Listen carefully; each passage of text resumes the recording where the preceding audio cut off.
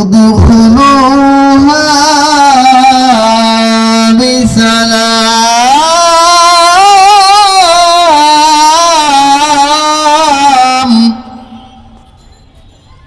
ادخلوا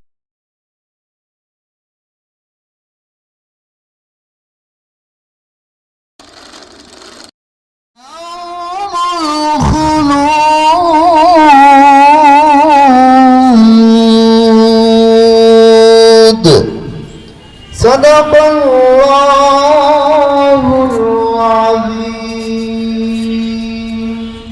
কি আনতে গেছে মাশাআল্লাহ আমরা কোরআন থেকে তেলাওয়াত শুনলাম। এখন আমাদের সামনে নাতে রাসূলটি আসছেন শাকিল আহমেদ হুজুর কিবলার খলিফার বড় সাহেবজাদা শাকিল আহমেদ মিরপুর। আসসালামু আলাইকুম ওয়া রাহমাতুল্লাহি ওয়া বারাকাতুহু।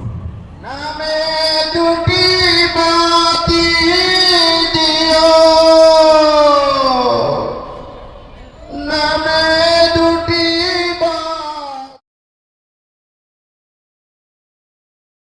يضلله فلا هادي له ونشهد أن لا إله إلا الله وحده لا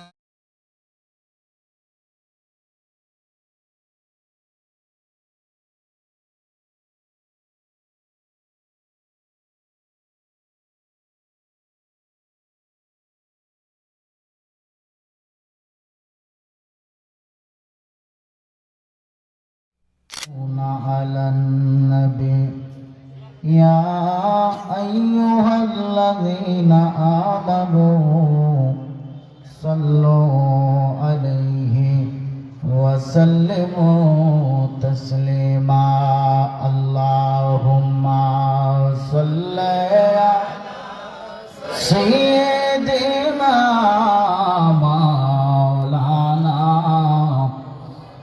وعلى آل سيدنا مولانا ও আমার মোহাম্মদপুর টাউন হল শহীদ পার্কের মুসলমান ভাইরা, এমন একজন নবীর উপর দুরূদ শরীফ আদায় হইতেছে, ওই নবীর উপর দুরূদ শরীফ আমার আল্লাহ পাক রব্বুল আলামিন তার ফেরেশতাদেরকে নিয়ে কন্টিনিউ দরুদ ও সালাম প্রেরণ করে। বন্ধুরে আমার আল্লাহ আবার জানায় দেয়, আমানু ইমানদারদেরকে বলেন তোমরাও ওই নবীর উপর দরুদ ও সালাম কন্টিনিউ পড়ো।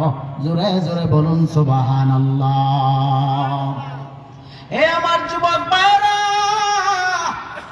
ও মুরব্বী বাবারা, ওই নবীর উপর কোন উম্মত যদি দুরূদ শরীফ আদায় করে নেয়, মদিনার নবী বলেন আমি নবী আমার ওই উম্মতকে চিনি, উম্মতের দুরূদের আওয়াজ আমি নবী মদিনা থেকে শুনতে পাই।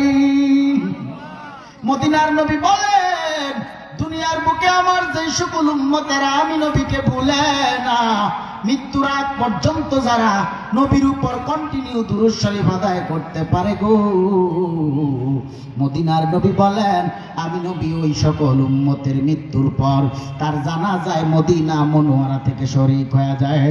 জোরে জোরে বলুন সুবহানাল্লাহ। এই জন্য বন্ধুরে আমার জবান খুলে খুলে এক আওয়াজে উচ্চ সুরে মহাব্বতে মায়ার নবীর শানে দুরূদ শরীফ আদায় করুন। আল্লাহুম্মা সাল্লি আলা সাইয়্যিদিনা মাওলানা ওয়া আলা আলি সাইয়্যিদিনা মাওলানা মুহাম্মদ। বেলা যখন শেষ হইবে পারের নাগাল পাইবানা,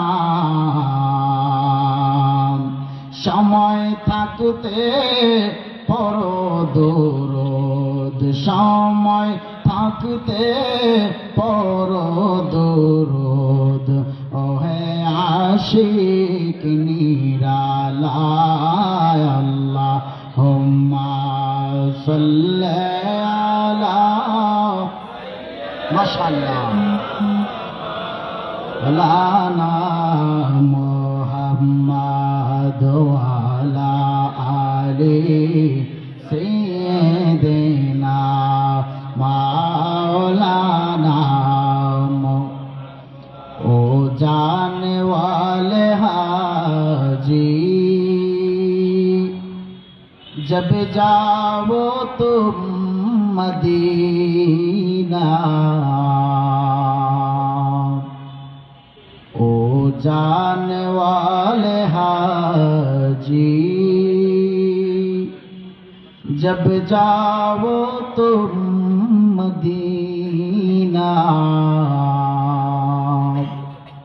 दरबार मुस्तफा में मेरा सलाम कहना दरबार मुस्तफा में मेरा सलाम कहना बदकर शहर छबीनी दर खरुशास वलेदाना दरीमाना के गुमशास न बुलबुल बर उलश तस्बीह खानेस के हर कारे के तस्बीह ज़बानेस जिक्र हक आमद की ज़ाई रूह है रो मरहमा मददले मजरूह ला इलाहा इल्लल्लाह ला इलाहा इल्लल्लाह ला इलाहा इल्लल्लाह ला इलाहा इल्लल्लाह ला इलाहा इल्लल्लाह ला इलाहा इल्लल्लाह ला इलाहा इल्लल्लाह ला इलाहा इल्लल्लाह ला इलाहा इल्लल्लाह ला इलाहा इल्लल्लाह ला इलाहा জবান খুলে পড়েন আউযু বিল্লাহি মিনাশ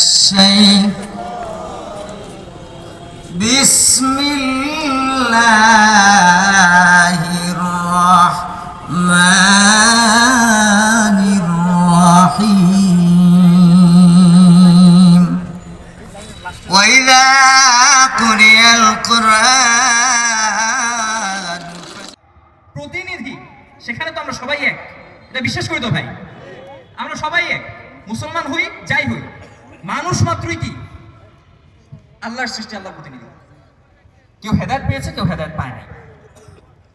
আল্লাহ তাআলা আমাদেরকে সেই ঐক্যের উপর প্রতিষ্ঠিত থাকার তৌফিক দান করুন। এবার আমি সেই আয়াতটি জাস্ট অনুবাদ করব।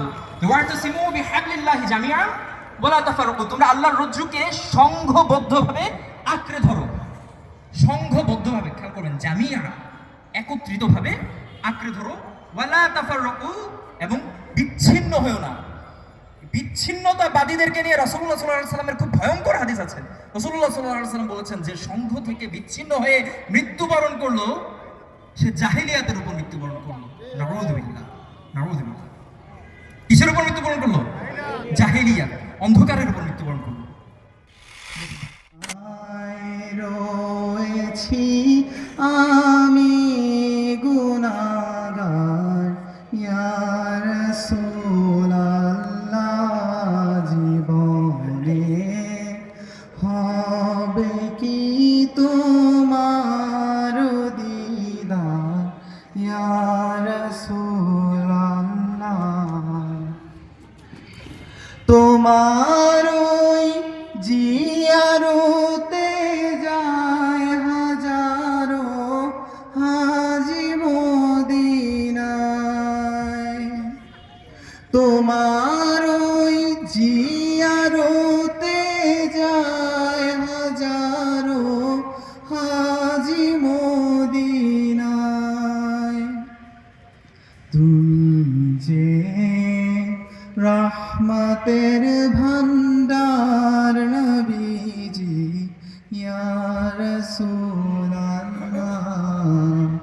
তুমি যে রহমতের ভান্ডার নবীজি ইয়া রাসূলুল্লাহ জীবনে হবে কি তোমার দিদার ইয়া রাসূলুল্লাহ। কোনো নাতে রাসূল বা যে কোনো কিছু আমরা যখন পেশ করব তখন অন্তরের ভিতর থেকে এক ধরনের শান্তি প্রকাশ পায়, বহিঃপ্রকাশ পায়। আজকে আমাদের আপনাদের সামনে শাবান মাসের ব্যাপারে রাসূল সাল্লাল্লাহু আলাইহি ওয়াসাল্লাম শাবান মাসকে কেন এতটা মর্যাদা দিয়েছেন, শাবান মাস এবং রাসূল সাল্লাল্লাহু আলাইহি ওয়াসাল্লামের সাথে কিন্তু অত্যন্ত ঘনিষ্ঠ একটা সম্পর্ক রয়েছে। সেই ব্যাপারে আমি আপনাদেরকে সংক্ষিপ্ত কিছু বলার ইচ্ছা ছিল এবং আমি আমার কথা বাড়াবো না। ইনশাল্লাহ আমি যেহেতু বলেছি আমি আরেকটা হাম গাবো বলে আমি মাইক ইনশাল্লাহ ছেড়ে দিব। তবে 2-3টা আয়াত জাস্ট শাবান মাসের ব্যাপারে জাস্ট আপনাদের সাথে আমি শেয়ার করবো ইনশাল্লাহ। হযরত মা আয়েশা রাদিয়াল্লাহু তাআলা আনহা হতে বর্ণিত, হযরত মা আয়েশা রাদিয়াল্লাহু তাআলা আনহা হতে বর্ণিত, মা রাআইতু রাসূলুল্লাহ সাল্লাল্লাহু আলাইহি ওয়াসাল্লাম ইয়াসুমু শাহরান আকথারা মিন শাবান। অর্থাৎ আমি রাসূল সাল্লাল্লাহু আলাইহি ওয়াসাল্লামকে শাবান মাসের থেকে অন্য কোনো মাসে এত বেশি রোজা, নফল রোজা রাখতে দেখিনি। সুবহানাল্লাহ। যে মাসে সাধারণত রজব মাস, এর পিছনে কিন্তু কারণ রয়েছে। শাবান মাসে কেন রাসূল সাল্লাল্লাহু আলাইহি ওয়াসাল্লাম এত রোজা রাখেন, এর পিছনেও কিন্তু হাদিস রয়েছে। আল্লাহ তাআলা এবং তার রাসূল কতটা মহান, কোনো কিছুরই প্রশ্ন আমাদের মনের মধ্যে তারা রেখে যাননি। আমাদের সকল প্রশ্নের উত্তর আমরা যদি কোরআন এবং সুন্নাহ খাঁটি পেয়ে যাব, যে কোনো ধরনের প্রশ্ন। রাসূল সাল্লাল্লাহু আলাইহি ওয়াসাল্লাম অত্যন্ত পছন্দের একজন সাহাবী ছিলেন হযরত ওসামা ইবনে যায়েদ রাদিয়াল্লাহু তাআলা আনহু। বালক সাহাবী ছিলেন তিনি, এবং তিনি এই রোজা রাখার পিছনে একটা সুন্দর ব্যাখ্যা পাওয়া যায় হাদিস থেকে। তিনি রাসূল সাল্লাল্লাহু আলাইহি ওয়াসাল্লামকে একদা জিজ্ঞেস করেন, ইয়া রাসূলুল্লাহ, আপনি শাবান মাসে এত নফল রোজা রাখেন কেন? জবাব রাসূল সাল্লাল্লাহু আলাইহি ওয়াসাল্লাম বলেন, শাবান মাসের আগে হচ্ছে রজব মাস এবং পরে হচ্ছে রমজান মাস। সাধারণত মুমিনেরা, ইমানদারেরা এই 2 মাসে অত্যন্ত ফজিলাতের সাথে অনেক আমল করে, অনেক কিছু করে, বাট শাবান মাসটাকে অবহেলা করে থাকে। এবং এই সুযোগে রাসূল সাল্লাল্লাহু আলাইহি ওয়াসাল্লাম যখন শাবান মাসের অন্য সকল অবহেলা করে থাকে, রাসূল সাল্লাল্লাহু আলাইহি ওয়াসাল্লাম এই মাসকে বেশি গুরুত্ব দিয়ে থাকেন এবং বেশি পরিমাণে রোজা রেখে থাকেন। এছাড়া শাবান মাসকে রমজান মাসের প্রস্তুতি মাস হিসেবেও বলা হয়। এখন রমজান মাসের প্রস্তুতি এক একজন এক একভাবে নেয়। আজকে আমি জেনারেশন জেড এর অংশ হিসেবে, জেনারেশন জেড এর রিপ্রেজেন্টেটিভ হিসেবে আমার বড় ভাই অলরেডি কথা বলে গিয়েছেন। তিনি ঐক্যের কথা বলে গিয়েছেন। শাবান মাসের, রমজান মাসের প্রস্তুতির জন্য আমাদের মধ্যে কিন্তু এক ধরনের ঐক্য আছে, বাঙালির ঐক্য। কেমন ঐক্য? রমজান মাস শুরু হওয়ার আগে শাবান মাসের শেষের দিকে যত পরিমাণ খাওয়া জমানো যায়, এই তেল, বেগুন, আলু যত পরিমাণ কিনা যায় রেশন করে, এমন প্রিপারেশন থাকে আমাদের, এমন প্রস্তুতি থাকে রমজান মাসে ইচ্ছা মতো খাবো ইনশাল্লাহ, অন্য কিছু না, কিছু না হইলেও খাওয়াটা যেন হয়। রাসূল সাল্লাল্লাহু আলাইহি ওয়াসাল্লামের কিন্তু প্রস্তুতি এমন ছিলেন না। আজকে আমাদের জামাতের নায়েবে আমির সাহেব বলে গিয়েছিলেন যে আইনের ঐক্য থাকতে হবে, ইসলামিক আইনের ঐক্য থাকতে হবে। এই তেল বেগুন কিনা কি ইসলামী আইনের ঐক্য? এটা তো ইসলামী আইনের ঐক্য না। ইসলামী আইনের ঐক্য কি? রাসূল সাল্লাল্লাহু আলাইহি ওয়াসাল্লাম এবং তাদের সাহাবীদের সুন্নাহ হচ্ছে ইসলামী আইনের ঐক্য। সাল্লাল্লাহু আলাইহি ওয়াসাল্লাম النبي أولى بالمؤمنين من أنفسهم وأزواجه أمهاتهم اللهم صل على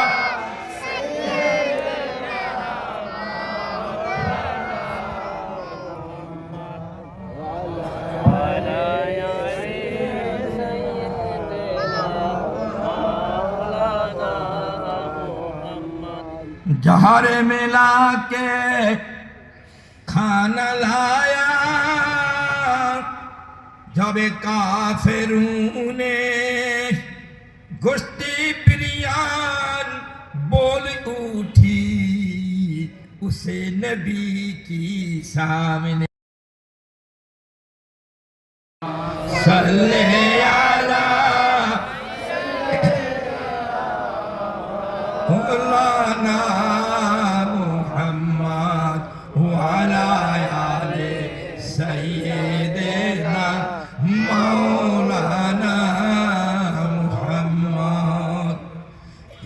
रसूल अल्लाह मुझे सैर आरब मंजूर है या रसूल अल्लाह मुझे सैर आरब मंजूर है अब यहाँ की जिंदगी मुझको अज़ाबे गोर है अल्लाहुम्मा सल्ले अला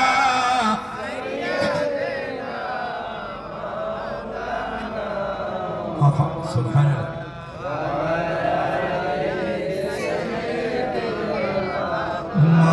मौलाना मुहम्मद या रसूल अल्लाह बोलो या हबीब अल्लाह या रसूल अल्लाह मुझे सैर आरब मंजूर है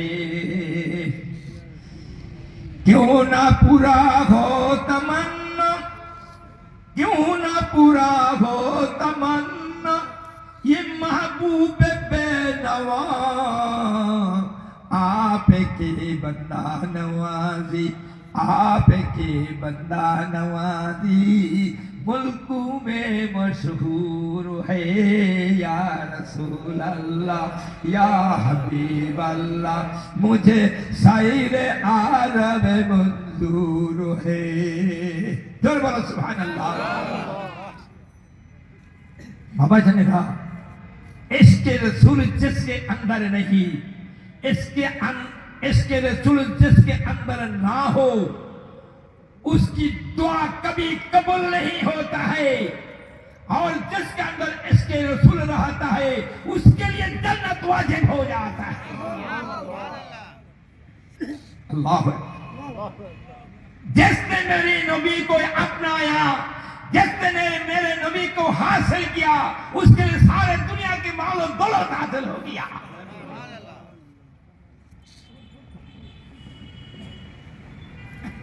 বাবা জানেরা মনে রাখবেন ছোট্ট একটা দরুদ শরীফ যদি পড়েন আল্লাহ আপনার 100 হাজাত পূর্ণ করে দিবে ধরে বলো বাবা সুবহানাল্লাহ সুবহানাল্লাহ আমি প্রমাণ কোথা থেকে দিব আমি তো নিজেই প্রমাণ আপনাদের কাছে আমার মুরিদান বিচারপতি আনোয়ার আমার মুরিদানেরা সব চলে গেছে আমি মাহবুবুর সারা বিশ্বব্যাপী এখনো সফর করতেছি জোরে বলো সুবহানাল্লাহ এটা এমনি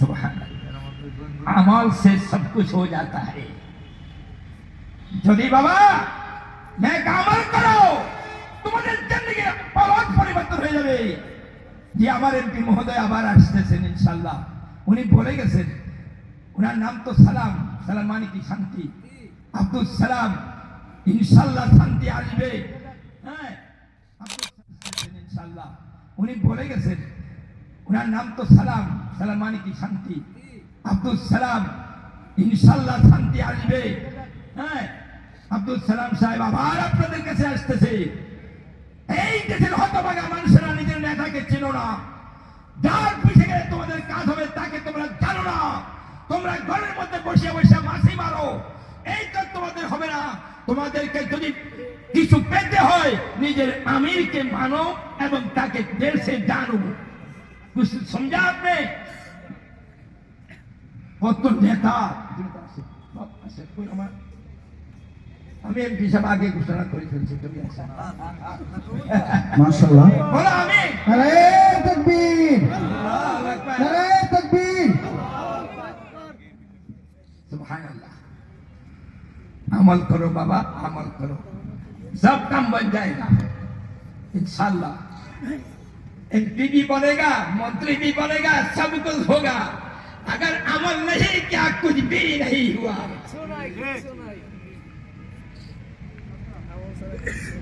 सुभानअल्लाह ताई हमारा अल्लाह बोले अन्नबियो औला बिल मुमिनीना मिन अनफुसिहिम सुभानअल्लाह আমার দয়াল নবী মুমিনদের কাছে তাদের জীবন থেকে বেশি প্রিয় জোরে বলো সুবহানাল্লাহ কে বলছে বাবা আল্লাহ বলছেন। এটা আমি কোরআন শরীফ পড়তেছি, এটা হাদিস নয়। হাদিস শরীফের তো নবীর প্রেমের লক্ষ লক্ষ হাদিস আছে, অথচ আল্লাহর বাচ্চারা আজকে নবী করিম সাল্লাল্লাহু আলাইহি ওয়াসাল্লামের মিলাদ পড়তেছে না, দরুদ পড়তেছে না, আযানের মুনাজাত করে না। কোথায় পাইছে? কোথায় এই দলিল পেল? যাই হোক, আমি আপনাদেরকে বলবো, আমার আল্লাহ নিজে বলে আমার নবী মুমিনদের কাছে তাদের জীবন থেকে বেশি প্রিয়। জোরে বল সুবহানাল্লাহ। बातिल से दबने वाले आसमान नहीं हम सो बार कर चुका है तू इम्तिहान हमारा। सुबहानाल्लाह। এখনকার কবিরা কি কয়, আর আল্লামা ইকবালের কবিতায় কোরআন পাওয়া যায় যে পৃথিবীর সমস্ত কাফের বেঈমানেরা, ইসরায়েলিরা, খ্রিস্টানরা, হিন্দুরা, যত মুজুসিরা একসাথে যদি হইয়া যায়, কিন্তু আমার আল্লাহর রহমত থেকে কলমার বিজয় দুনিয়াতে হয়ে থাকে। খাজা গরিব নওয়াজ যখন ইন্ডিয়া আসছে, ওই দেশের রাজা সব লেগে গেছে পিছনে, কিন্তু গরিব নওয়াজের কেরামতির বরকতে আজকে ইন্ডিয়াতে শুয়ে শুয়েও বাসাই করতে আসে। আজকে খাজা গরিবের নামাজের উসিলায়, খাজা বক্তিয়ার কাকের উসিলায়, খাজা নিজামুদ্দিনের উসিলায় ইন্ডিয়ার মুসলমান কত কথা হিন্দুরাও বাঁচতেছে। আল্লাহর ওলি যায় যেখানে, আল্লাহর রহমত যায় সেখানে। মনে রেখো, আর কত তাফসীরে কোরআন আর এটা শুনবে, কিন্তু মুসলমান তো একজন হচ্ছে না, বরঞ্চ আরো গন্ডগোল বাঁধি যাচ্ছে। মানুষের ভিতরে হতাশার সৃষ্টি হচ্ছে। আলেম নাম ধরে টিভির ভিতরে গিয়া কি বলে, আমি তো এইগুলো বাবা টিভি আর চ্যানেল ম্যানেল আছে না অনেক, হ্যাঁ, এইগুলির ভিতরে এমন এমন কথা বলতেছে নাউজুবিল্লাহ, যে তাদের কথা শুনি যেই শবে বরাত 1400 বছর আগে আমার দয়াল নবী শবে বরাত পালন করেছে, অথচ এই দাজ্জালেরা শবে বরাত উঠাইয়া দিছে। ঠিক কিনা বলো? ওই শবে বরাত বেদাত, হ্যাঁ, আর তুইও তো বেদাত। যারা শবে বরাত বেদাত বলতো, তোর জন্ম তো রাসূলুল্লাহর যুগে ছিল না, তাহলে তোর জন্ম বেদাত। ওইটাই সত্য, নবীর আমল সত্য, ওইটাই সত্য। হ্যাঁ, স্বয়ং কোরআন হাদিসের মধ্যে, কোরআন শরীফের মধ্যে আল্লাহ তাআলা 6666টি আয়াত দিয়েছে, 3,22,272টি হরফ দিয়েছে, 114টি সূরা দিয়েছে, 540টি রুকু দিয়েছে, তারাবির নামাজ 8 রাকাত বানাই ফেলছে। অথচ 540 রুকু হিসাব করলে দেখা যায় আমার রাসূল সারা জীবন 20 রাকাত তারাবি পড়ছে। তাকিদ করেন, তাফসীর দেখেন, হাদিস দেখেন, শুরুয়াত দেখেন। অথচ এই দল এখন একটার পর একটা মসজিদ বানাচ্ছে, একটার পর একটা কি বলেন মাদ্রাসা বানাচ্ছে। আগে পুরো ঢাকার মধ্যে শুধু ওই পুরো টলাতে ছিল আহলে হাদিসের একটা মাত্র মসজিদ, আর এখনকার ওই আটি বাজার কতখানি শুরু হয়ে গেছে। ওই তাফসীরের কোরআন ওলারা এখন কোথায়? এই বাঘের বাচ্চা তুই যদি হক খোঁজি, তাহলে তুই কেন এই সমস্ত কাদিয়ানি আর আহলে হাদিসের এগুলা বন্ধ করতে পারতেছ না? প্রশ্ন করে নিজের বিবেককে। আজ কোথায় তোমার এই তোমার এই ক্ষমতা? তোমার সামনে দিয়ে ইসলাম চলে যাচ্ছে, মুসলমান হইয়া আমার নবীকে অপমান করতেছে। আমরা ইয়া নবী বলি, তারা বলে এইটার থেকে নাউজুবিল্লাহ, বলে এটার থেকে না, আর বেদাত না, শুধু বলে কি মিলাদ, এই মিলাদ পড়া থেকে পতিতালয় যাওয়া। নাউজুবিল্লাহ, নাউজুবিল্লাহ, এরাই কাফের, এরাই আহলে হাদিস। আপনারা বুঝেন না বুঝে বাবা, যেহেতু আপনারা তো সরল মানুষ, নিজেও মাদ্রাসায় পড়েন নাই, ছেলে মেয়েকেও পড়াচ্ছেন না। আমি আজকে জানতে চাবো, আপনাদের মেয়ে যাদের আছে, এই ছেলেদের সাথে আপনারা না পড়াই আমার মাদ্রাসা দিয়ে দেন, আমি 1 পয়সাও নেব না। আলহামদুলিল্লাহ। আজকে এখানে যারা আছে, নাম দাও, তোমাদের মেয়েদেরকে আমি 1 থেকে MA পর্যন্ত পড়াবো। আমি একটা টাকাও খাবার জন্য নেব না, চিকিৎসার জন্য নেব না, বস্ত্রের জন্য নেব না। আমি অন্ন বস্ত্র সবই ইনশাল্লাহ দিয়ে যাচ্ছি। আমার মাদ্রাসা 1 থেকে MA পর্যন্ত আদর্শ ইসলামী মিশন মহিলা কামিল মাদ্রাসা এই লালমাটিয়া আপনার কাজী নজরুল ইসলাম রোডের উপরে অবস্থিত।